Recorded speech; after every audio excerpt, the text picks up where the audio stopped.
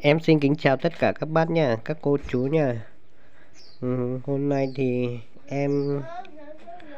thì nhà anh này mổ lợn làm lễ mừng cơm mới các bác, thì em sang bên này để quay một tí cho các bác cùng xem ạ. Bây giờ thì đang chuẩn bị dao, mài dao các bác ạ.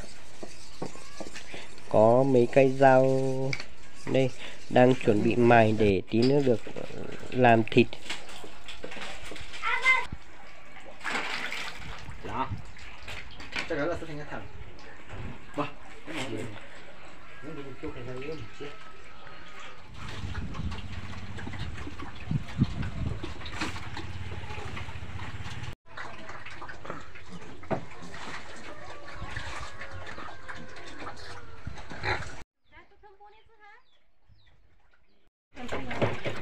Đây, bây giờ chuẩn bị mổ con to nhất trong này nha các bác nha.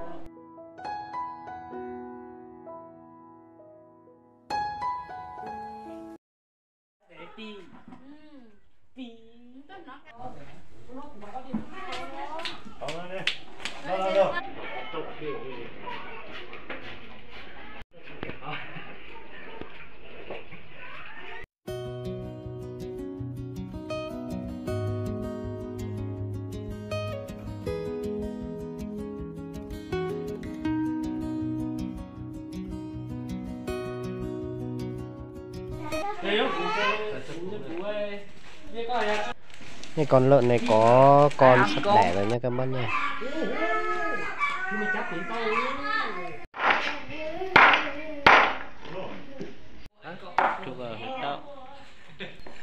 Đây là món thịt luộc nha các bác nha.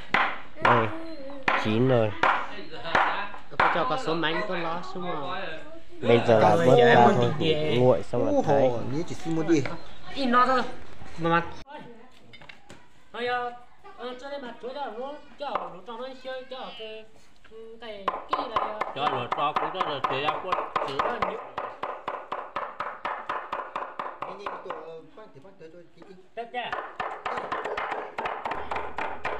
Đây thịt vừa vớt xong, nóng hổi đây, rất là thơm nhá.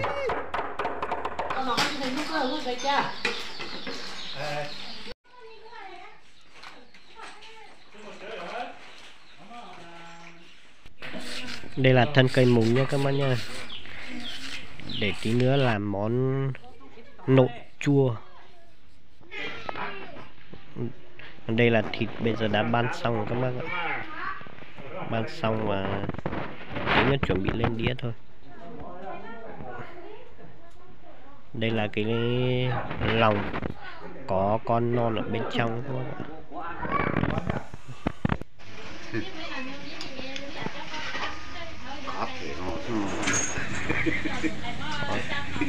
Đây bây giờ anh đang đánh chiếc canh nha các bác nha. Anh rất là đỉnh.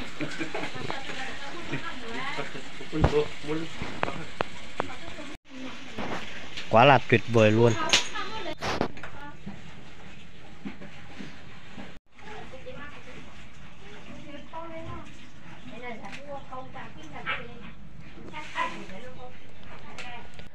Bây giờ là thịt đã xong xuôi tất cả rồi các bác ạ.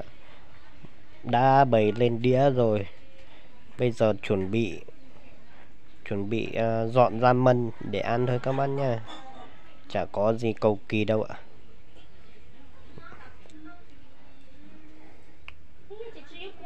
Nói chung là có con lợn mổ, nói chung là làm mấy món đơn giản thôi các bác, nên là không có gì cầu kỳ đâu các bác.